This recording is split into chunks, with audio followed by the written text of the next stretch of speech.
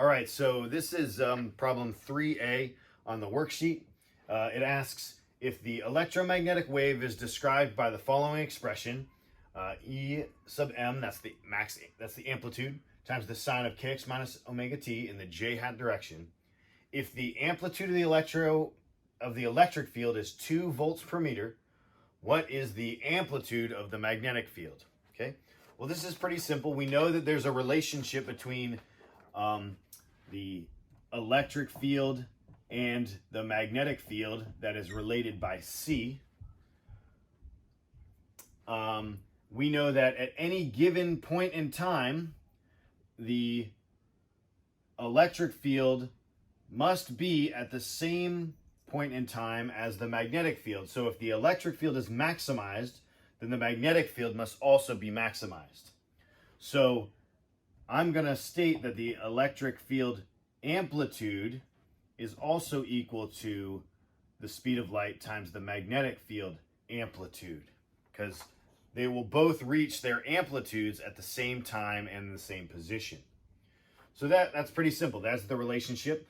We know what the electric field amplitude is. We know what C is. We can solve for the magnetic field amplitude. It's just going to be the amplitude of the electric field, 2 volts per meter, over the speed of light, which is 3 times 10 to the 8th meters per second. And we get a magnetic field amplitude, when we plug those numbers in, of 6.67 times 10 to the negative 9th Teslas. Teslas is our unit of magnetic field.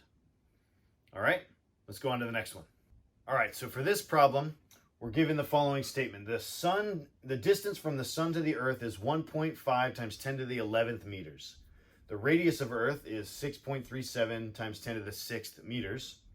Sunlight arriving at the earth has an intensity of 1,367 watts per meter squared. What is the sun's total power? Okay, so this has to do with intensity, right? We're given the intensity and we're given the distance to the earth. Essentially, what we need to think about is, let's say this is the sun. Here's the sun here, not to scale, obviously, right? The sun's very large.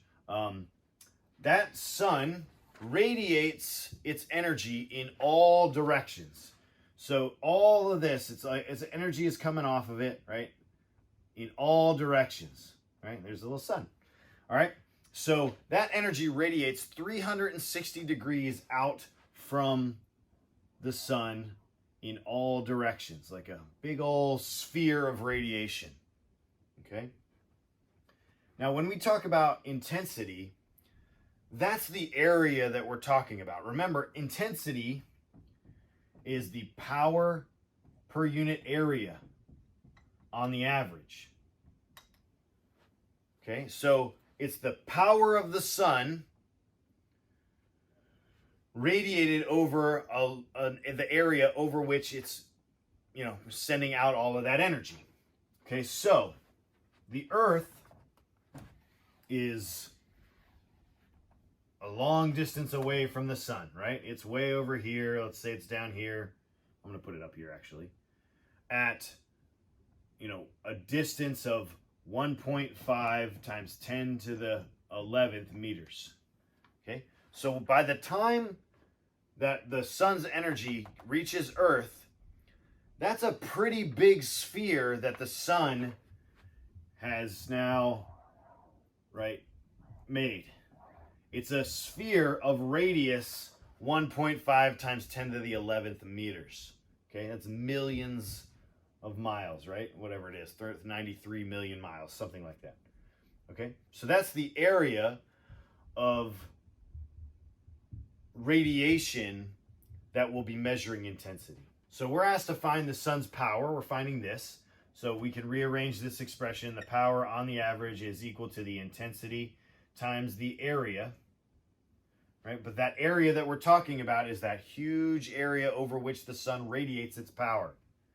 Okay, the intensity at Earth is 1,367 watts per meter squared, and the area of the sphere of radiation is 4 pi, right? That's the surface area of a sphere, times r, and r is the distance to the Earth. 1.5 times 10 to the 11th meters. All right? 4 pi r, that's the radius of our sphere.